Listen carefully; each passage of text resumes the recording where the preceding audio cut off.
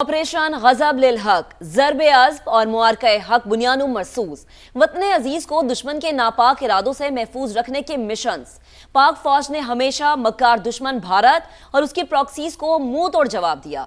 जब भी जंगी जुनून में पागल भारत ने सामने से हमलावर होकर हजीमत उठाई, तब मक्कार दुश्मन ने प्रॉक्सीज का सहारा लेकर छुपकर वार करने की कोशिश की। ऐसा ही कुछ हुआ 25 अप्रैल 2025 को, जब भारत नवाज खारजियों ने अफगानिस्तान के रास्ते पाकिस्तान में घुसकर दहशतगर्दी का नापाक मंसूबा बनाया। लेकिन अर्ज़े पाक के बेटों ने एक तवील ऑपरेशन के बाद 71 अमन दुश्मनों को ठिकाने लगाया और साबित किया कि पाक फौज के जवान हैं जुर्रत के निशान, रकम की फतह की दास्तान, और मिटा दिया दुश्मन का नामो निशान। इंडिया ने अपनी प्रॉक्सी फितना अल खारिज के ज़रिए हमारे मगरबी बॉर्डर पे उन्होंने एक बहुत बड़ी तश्कील इन्फिल्ट्रेट करने की कोशिश की।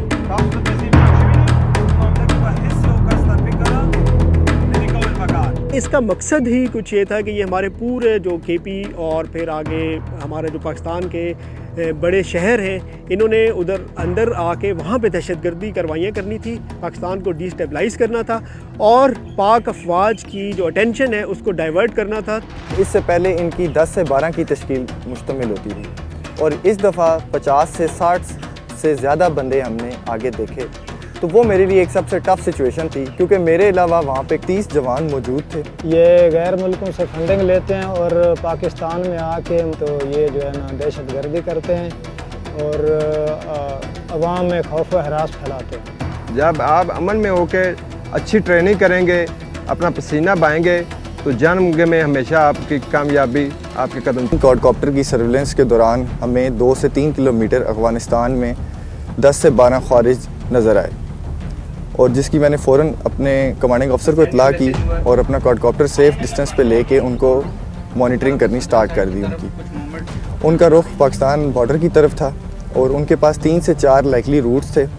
मैंने अपनी असेसमेंट के मुताबिक इनिशियल डिप्लॉयमेंट करके अपने एम्बुश लोकेशंस डिप्लॉय कर दिए और आहिस्ता आहिस्ता उनकी फेंस की तरफ जो उनकी मूवमेंट थी उसको ऑब्जर्व करके पास बैक करता रहा। हमारी सर्वेलेंस डिवाइसेस अच्छी थी, हमने उनको पहले ही डिटेक्ट कर लिया।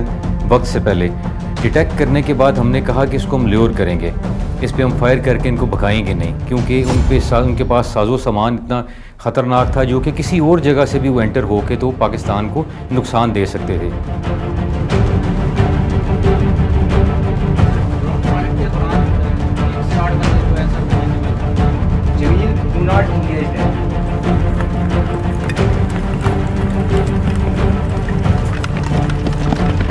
और अपनी जगह ब्लॉकिंग पोजीशंस के ऊपर पहुंचे।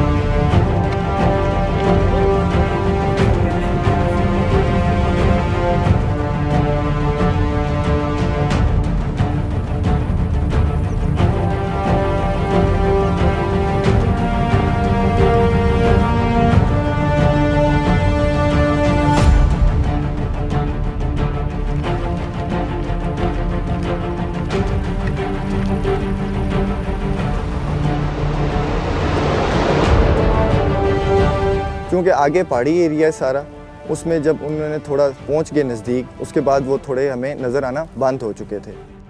शाम को 7 बजे करीब वो फेंस के नज़दीक पहुंचे और 8 बजे जब वो फेंस से 300 मीटर्स पे आए, तब हमें उनकी असल नीयत का पता चला कि किधर से वो बॉर्डर क्रॉस करने का सोच रहे हैं। हमें पता चला कि ये 300 मीटर पे 50 से 60 ख्वारिज हैं। मैंने अपने ट्रुप्स के साथ उधर रिहर्सल्स की हुई थी, मुझे अपने ट्रुप्स पे कॉन्फिडेंस था। उनकी बेस के ऊपर मैंने अपने कमांडिंग ऑफिसर से रिक्वेस्ट की कि इनको सर अंदर आने दें, हमारी तैयारी पूरी है और इंशाल्लाह अल्लाह ताला हमारा साथ देगा और हम इनको झलम हासिल करेंगे। ल्योर एंड किल कि हमने इनको सोचा कि हम ल्योर करेंगे और हम इनको बॉर्डर क्रॉस करने देंगे। इसकी वजह ये भी थी क्योंकि हम एक सबूत भी पेश करना चाहते थे कि ये वाकई हमारे बॉर्डर से गैर कानूनी तौर पे इधर से इन्फिल्ट्रेट करने की कोशिश करते हैं और ताकि हम इनको मौका पर पकड़ें। ये मेरे लिए एक बड़ा टफ और कॉल थी, क्योंकि जब 60 से 70 दहशतगर्द एकदम अंदर आते हैं तो वो किसी पोस्ट के ऊपर भी अटैक कर सकते हैं। उस दौरान में मैंने अपने एम्बुश लोकेशंस चेंज किए और वेट किया उनके आने का अपने किलिंग जोन के अंदर। जिसकी हमने पहले से तैयारी करके रखी हुई थी और जिसमें हम प्रैक्टिस कर चुके थे पहले।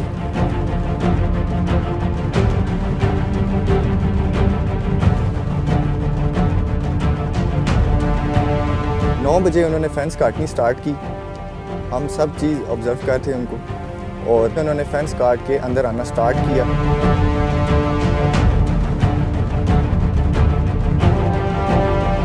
हमारी सीक्रेसी इसमें सबसे इम्पोर्टेंट थी कि हमने अपना सरप्राइज़ ब्रेक नहीं किया। उनको हमारे किलिंग जोन तक बिल्कुल भी खबर नहीं थी कि हम आगे फौज एम्बुश लगा के बैठी हुई। तब वो मेरे एक ब्लॉक के आगे से गुजरे, जिनको मैंने हिदायत दी थी कि इनको आपने अपनी लोकेशन से क्रॉस करने देना है, ताकि जब हम इंगेजमेंट स्टार्ट करें तो वो वापस अफगानिस्तान ना भाग सकें।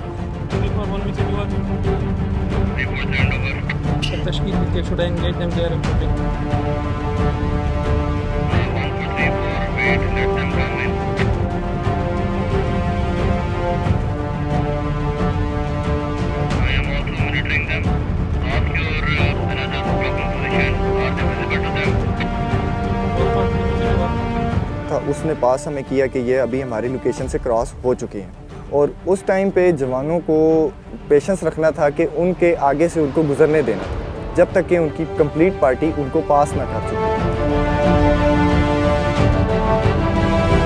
दुश्मन आपकी तरफ आ रहा है और आप सब्र से बैठें और उनको इंतज़ार करें कि फैज नज़दीक आए। नज़दीक इसमें ख़तरा तो बहुत ज़्यादा है कि फैज जब जवाबी फायर तो वो करेंगे, तो बड़ा अपने आप को बड़े सब्र से जवानों को भी यही बताया है कि ये जैसे नज़दीक आएंगे तब हमने फायर करना है, वरना ये हमारे काबू में नहीं आएंगे। आगे जो कि नायब सूबेदार जमशेद का ब्लॉक लगा था, वो मेन ब्लॉक था जो उनके रूट के आगे लगा हुआ था। उनको जब मैंने बताया कि आपको अगर पहला बंदा नज़र आए तो आपने इंगेजमेंट स्टार्ट कर देनी है, तो मुझे भी नज़र आ गए थे। तो जैसे ही हमारी मुकम्मल किलिंग जोन में 40-50 बंदा आया और पीछे से जो हमारे ब्लॉक लगे थे उन्होंने क्लियरेंस दिया है कि तमाम बंदे हमारी पोजीशन से गुजर चुके हैं। बहुत ज़्यादा फायर एक दूसरे के ऊपर होता रहा है। हमने तकरीबन 15-20 ख्वारिज, उस टाइम किसी को ज़ख्मी हो गया, कोई उनको बिल्कुल किल हो गया। जब ख्वारिज किल हुए हैं, कोई ज़ख्मी हुआ है तो वो गिर के बाकी छुप गया, कोई पहाड़ों के साथ ला के छुप गया, कोई दरख्त बहुत ज़्यादा है उधर, तो दरख्तों के नीचे छुप गया। तकरीबन पूरा रात इसी में गुजर गई कि बहुत ज़्यादा फायर उनकी तरफ से होता रहा, हम भी फायर करते रहे। वो बहुत मुश्किल थी क्योंकि वो बहुत ज़्यादा फायर जवाबी फायर कर रहे थे। बहुत नज़दीक भी गोलियां लग रही थी, ऊपर से भी जा रही थी, और हमारे लड़के माशाल्लाह से बहुत ट्रेन थे, उन्हें अपनी पोजीशन संभाली हुई थी ब्लॉकिंग पोजीशन पे, वो भी उनके ऊपर फायर कर रहे थे। फिर जैसे जैसे उनकी तादाद कम होती गई है, फिर हमारे लिए आसानी पैदा होती गई है। जब फर्स्ट लाइट हुई उसके बाद हमने जब ऑब्ज़र्व किया क्वाडकॉप्टर से, तो उसमें आधे उसमें न्यूट्रलाइज हो चुके थे और आधे अंदर ही उसमें दरख्तों में और पत्थरों की आड़ लेके छुपे हुए थे।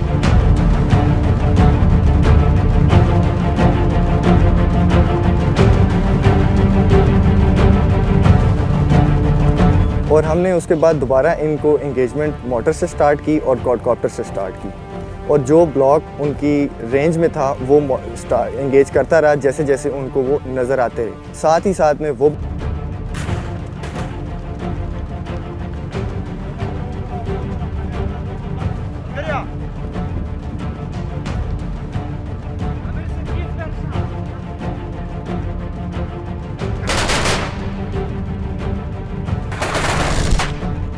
अल्हम्दुलिल्लाह कि हमारे ट्रेंड जवान थे, सोल्जर थे, उनको पता था कि हमने किधर फायर करना है और किधर से वो फायर करेंगे।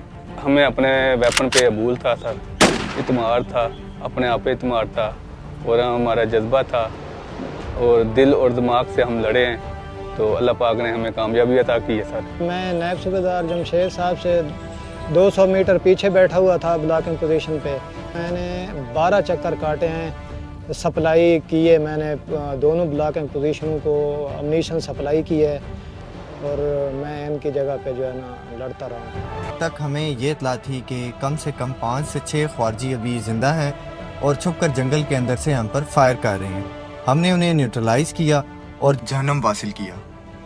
2 रात की लड़ाई के बाद अल्हम्दुलिल्लाह सबको हमने जहन्नम वासिल किया, जिसमें अल्लाह का हम पे इतना एहसान रहा कि हमारी एक भी कैजुअल्टी नहीं हुई। 71 दहशतगर्द एक ही तश्कील में मारे जाना, ये वॉर ऑन टेरर की पूरी हिस्ट्री जो हमारी 20-25 साल की है उसमें ये सबसे बड़ी इंगेजमेंट है। इस पूरे ऑपरेशन के बाद मैं भारत को और उसकी प्रॉक्सीज को एक पैगाम देना चाहता हूँ कि आप बाज आ जाएं, नहीं तो आपको वही असर होगा जो कि हुआ है पहले। हमारे जज्बे उसी तरह बुलंद हैं, हमारे जवानों का कॉन्फिडेंस उसी तरह बुलंद है। हमारी इस पाक सरजमीन पे आने की दोबारा से अगर वो जुर्रत करते हैं तो इंशाल्लाह हम उनका इससे भी बुरा हाल करेंगे जो कि हमने अभी किया। मार्का हक में तारीखी फतह का 1 साल मुकम्मल। सखर के ताजरों ने सराफा बाजार से रैली निकाली। फ़ज़ा पाक फौज जिंदाबाद, पाकिस्तान पाइंदाबाद के नारों से गूंज उठी। मजीद हमें बताएंगे जमील मुगल। जी, सखर में भी मार्का हक की सालगिरह मनाई जा रही है। ताजरों की जानिब से एक बहुत बड़ी रैली निकाली गई है। इसमें जो ताजरों की बड़ी तादाद शरीक है। ताजिर क्या कहते हैं, बात करते हैं। देखिए, मार्के हक के हवाले से आज 1 साल हमारा पूरा हो गया और हम पाक फौज को मुबारकबाद पेश करते हैं कि जिस तरीके से उन्होंने दुश्मन को निस्तो नाबूद किया था, इंशाअल्लाह ताला हमारी फौज, पाकिस्तानी फौज जो है वो दुनिया के अंदर मानी हुई फौज है। इंशाअल्लाह ताला हम पाकिस्तानी 22 करोड़ जो अवाम है वो पाकिस्तानी फौज के शाना बशाना है।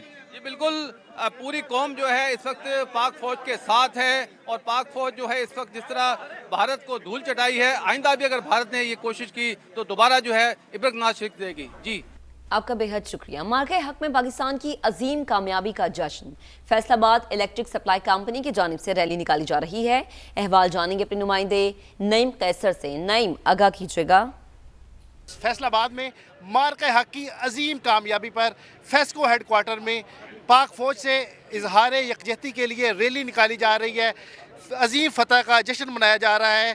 चीफ फेस्को मेरे साथ मौजूद है, उनसे हम इस वाले से बात भी करते हैं, उनका क्या कहना है। ये पाक फौज का इस कौम पे एहसान है कि उन्होंने अपने मीगर रिसोर्सेज में अपने से कई गुना बड़े दुश्मन को वाज़ेह शिकस्त दी और अपना प्रोफेशनल अथॉरिटी कायम की, जिसकी वजह से कि पाकिस्तान का मुकाम अक़वाम आलम में इस कदर बुलंद हुआ कि आज दुनिया के फैसले इस्लामाबाद में हो रहे हैं। इस अजीम फतह का जश्न जो है वो गली गली मनाया जा रहा है और फैसलाबाद में भी रैलियों का एहतमाम किया जा रहा है। जी, मार्का हक की अजीम फतह पर पाकिस्तान रेलवे भी जश्न में शरीक। ग्रीन लाइन ट्रेन और रावलपिंडी रेलवे स्टेशन को मार्का हक के रंगों से सजा दिया गया। उमर आसिफ बता रहे हैं।